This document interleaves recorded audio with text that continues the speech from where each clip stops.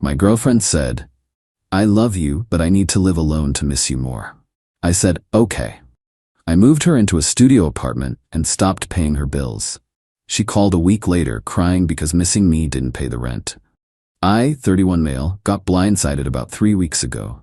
My girlfriend, 28, and I had been together for almost 2 years. She'd been living in my condo for about 14 months. Not paying rent, not on the lease, just there, using my place as her home base, while working her part-time barista gig and trying to figure out what she wanted to do with her life. I paid for everything. Rent, utilities, groceries, internet, subscriptions. She'd chip in maybe $200 a month for random stuff, act like she was contributing equally. I didn't mind at first, thought we were building something together. Then came the conversation. We were having dinner that I cooked, using groceries I bought, when she got all serious. "Babe, I need to talk to you about something important." My stomach dropped. That tone never means anything good. "Okay? I love you. Like, so much. You're amazing, and I don't want you to think this is about you." Red flag number 1. This isn't about you. Always means it's absolutely about you. I've been doing a lot of self-reflection lately, reading this book about personal growth and independence, and I realized something.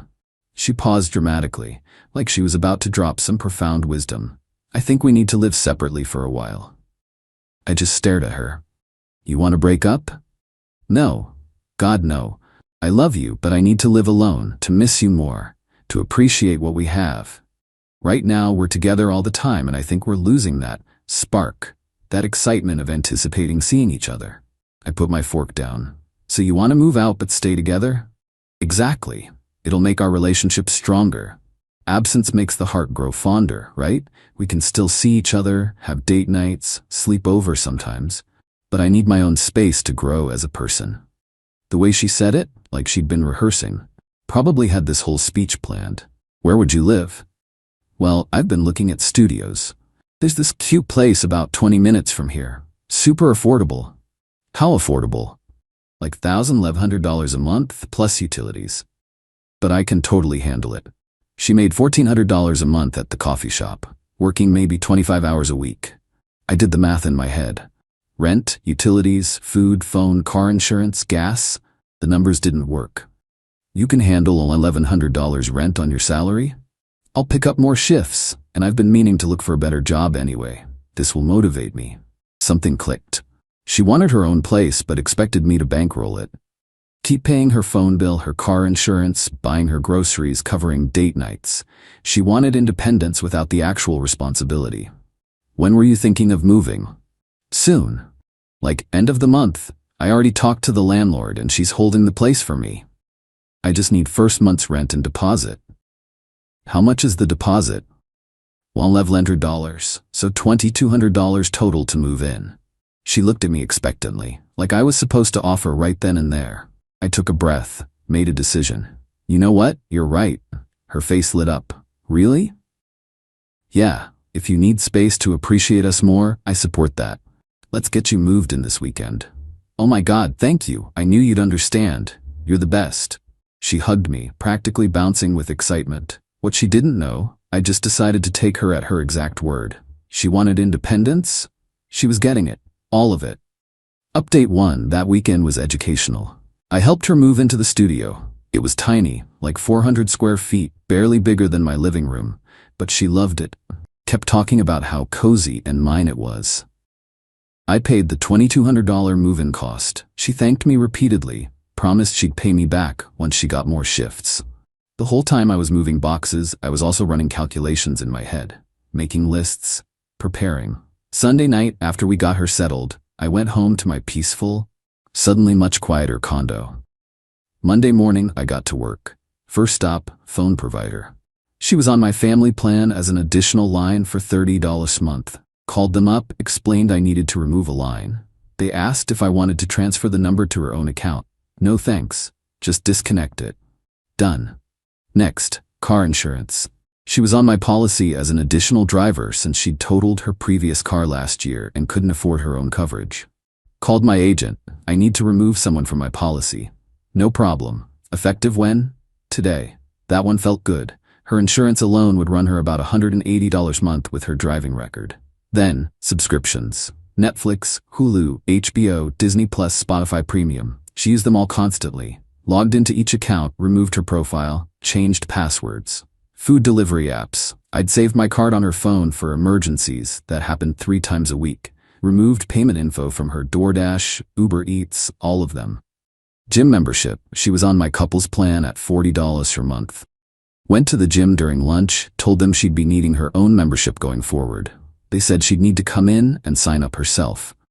Single membership was $75 a month. By 5 p.m. Monday, I'd cut every financial tie except one, the Venmo Zelle trail proving I'd paid her move-in costs. Tuesday afternoon, she texted me. "Hey babe, my phone isn't working, says service disconnected. Oh yeah, forgot to mention, since you're living independently now, figured you'd want your own phone plan. You can sign up at any carrier store." What? Phone plans aren't that expensive if you shop around. Probably $50 to $60 a month. Dots appeared and disappeared. Then, "I don't have money for that, Aaron. You mentioned picking up more shifts?" "Yeah, but not till next week." "Okay, so handle it next week." More dots, then nothing. Wednesday morning, different approach. "Can you add me back to our plan just till I get more hours, please?" "Nah, you wanted independence. Part of that is handling your own bills. Or being petty." "I'm being supportive of your personal growth." Thursday, reality started hitting. "Why did you cancel my gym membership?" "Didn't cancel it, just took you off my couple's plan. You can sign up for your own. That's like $75. "Yeah, adulting is expensive." "I can't afford that, Aaron." "Then maybe work out at home? YouTube has free videos. This isn't funny. Not trying to be funny. You wanted to live independently. This is what that looks like." Friday afternoon, 1 week since the move, my doorbell rang. Checked the camera, her, looking upset. I opened the door. "What's up? Can I come in? Kind of busy right now." "What do you need?" Her jaw dropped. I'd never not let her in before. I need to talk to you." "Okay, talk." "Out here?" "Yeah, I've got a work call in 15 minutes. That was a lie, but whatever. "Fine, I need money." "For what?" "Rent is due tomorrow." "I don't have it." "Didn't you say you could totally handle 1100? I thought you'd still help me." "Help you pay rent on the apartment you wanted so you could miss me more?" "Yes. Why would I do that?" "Because you love me. Because we're together." "We're together, but you're living independently. That means independent finances." "That's not what I meant." "What did you mean?" She faltered. Couldn't say it out loud, that she wanted the appearance of independence while I continued funding her lifestyle. I meant, I just needed space physically, not financially. Should have specified that before moving out. "You're being a jerk. I can't believe you're doing this to me." "Doing what? Respecting your decision to live alone?" "You know I can't afford this without help." "Then maybe you should have thought about that before signing a lease." "I signed it because I thought we were a team." Teams communicate. You didn't communicate that you expected me to pay your rent. You said you could handle it. She started crying. "I'm gonna get evicted. Leases usually have a grace period, 5 days or so. You've got time to figure it out." "How am I supposed to figure out $1,100 in 5 days? Pick up those extra shifts you mentioned? Ask your parents? Get a credit card? I don't know, but those are independent person solutions." "My parents will freak out." "Then don't tell them you signed a lease you can't afford." "I hate you right now." "That's fair, but you'll probably miss me more from your own apartment like you wanted." She stormed off. I went back inside feeling weirdly calm. My phone blew up for the next 3 hours. Mix of texts. "Please, I need help," or punishing me for wanting space. "This is abusive. I can't believe we're doing this." "Fine, be that way. I'm sorry, can we talk? Please answer me." I answered once. "You wanted independence. I'm giving it to you. Good luck with everything." Then I muted her notifications and ordered pizza. Update 2, week 2 was when the real entitlement kicked into overdrive. Saturday morning, she showed up at my door again. This time with her mom. Oh boy. I opened the door to both of them, looking at me like I'd personally victimized their entire family. "We need to talk," the mom said. "About what?" "About how you're treating my daughter." "How am I treating her?" "You kicked her out and cut her off financially. She asked to move out. I helped her move." Those are her words, not mine. My girlfriend jumped in. I told you I wanted space to miss you, not to be abandoned. You're not abandoned. You have your own apartment, your own space, exactly what you asked for. Her mom, she can't afford it. She's gonna be homeless. She signed the lease knowing the rent amount. That's on her. You let her think you'd help. I never said that. She assumed it. My girlfriend started crying again. She'd been doing that a lot lately. You paid for me to move in. That meant you were supporting this. I supported your decision to move, past tense. The move happened, support ended. That's semantics. No, that's clear boundaries. Her mom got in my face, literally stepped closer, trying to intimidate me. You're gonna give her money for rent, or we're gonna have problems. Is that a threat? It's a promise. Cool. If you threaten me again, I'll call the cops. Both of you need to leave my property. Your property? She lived here for over a year. She was a guest, never on the lease, never paid rent. Guest privileges got revoked when she moved out. My girlfriend looked betrayed. I can't believe you're saying this in front of my mom. Your mom showed up at my door making demands. This is what happens. Her mom tried again. She needs $1,100 by tomorrow or she's evicted. Then you should give it to her. I can't afford that. Neither can I. That was a lie. I could absolutely afford it. I just wasn't going to. You make way more than I do, the mom shouted. How's that relevant to your daughter's lease?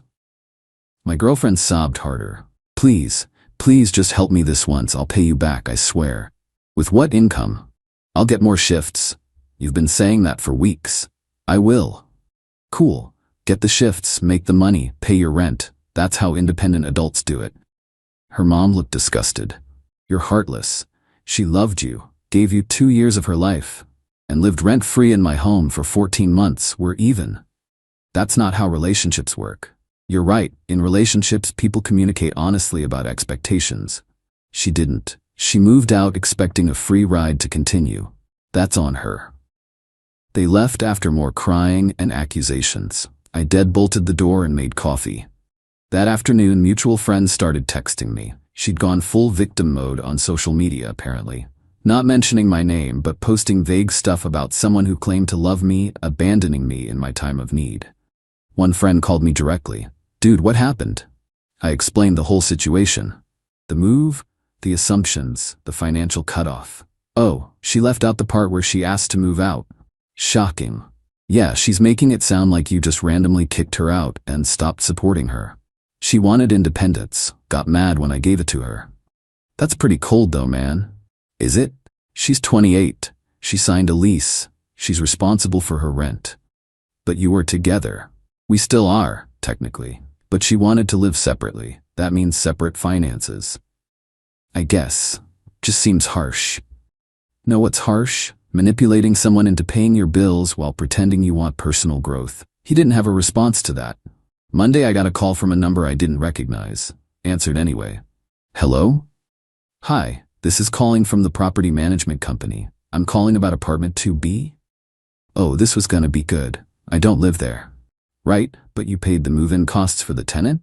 I helped someone move in, yes. Well, rent is now 5 days late and we can't reach the tenant. We were hoping you could help us contact her. I'm not her emergency contact, not sure why you're calling me. Your name is on the payment receipt for the deposit.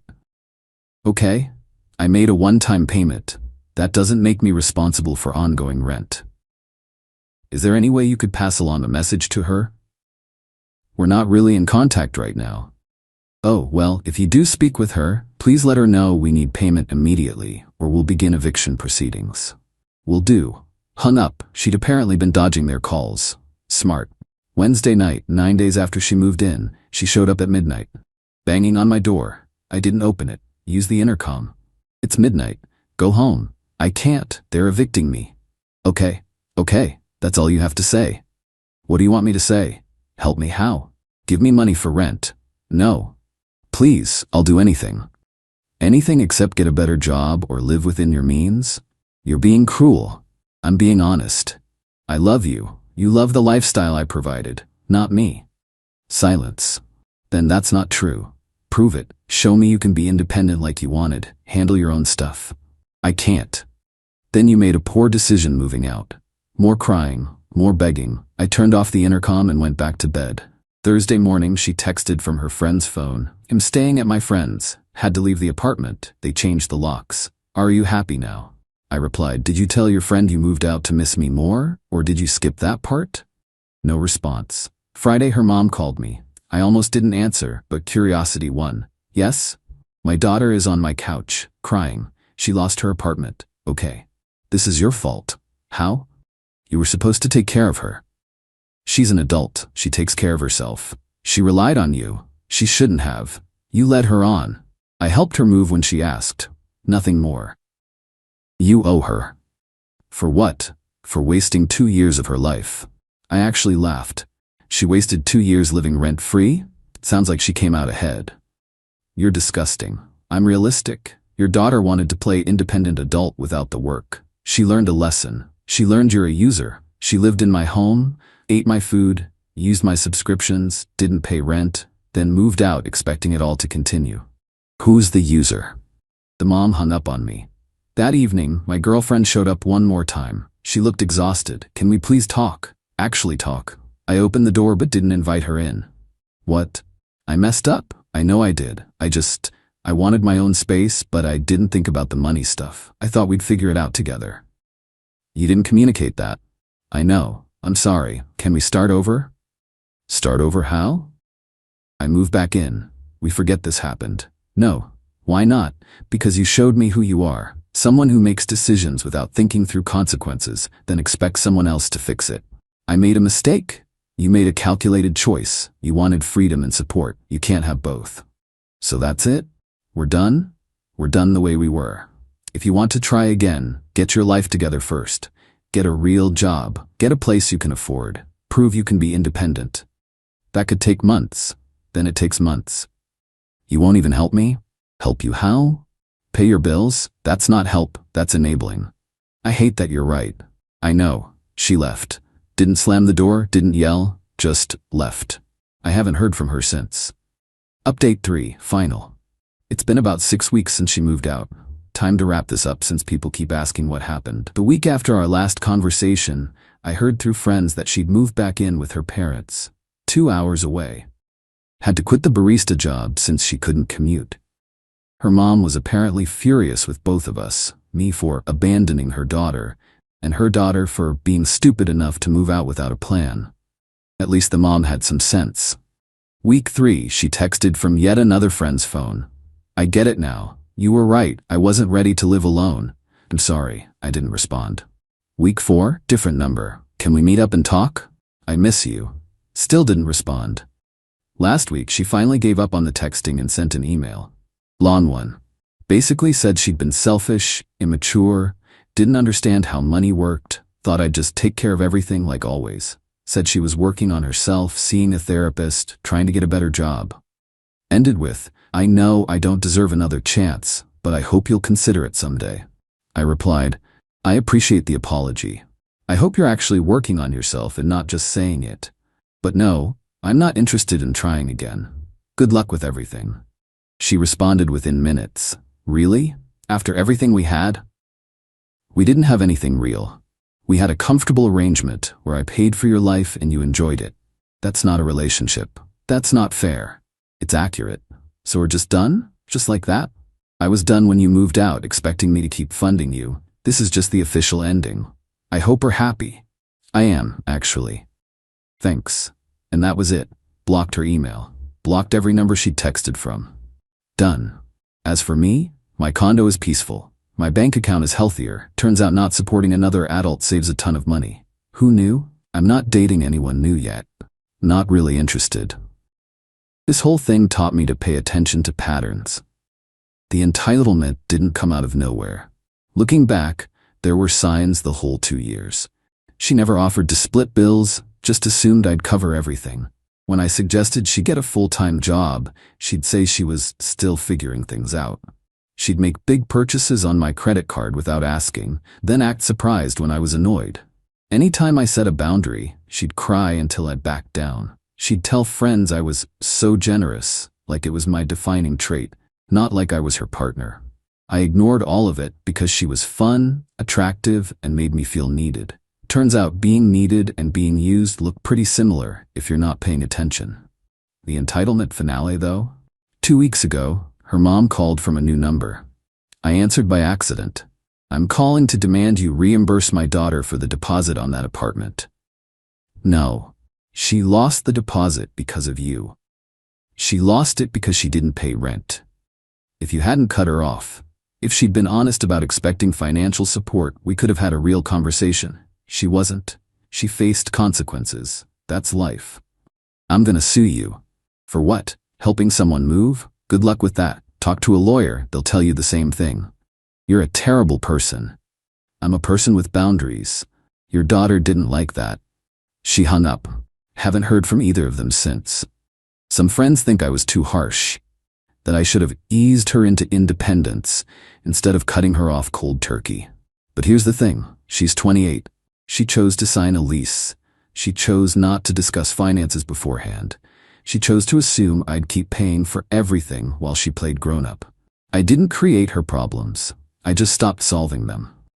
The satisfying part? She wanted space to miss me more. Well, she's got all the space she needs now, and I guarantee she misses the money more than she ever missed me. That's the real lesson here.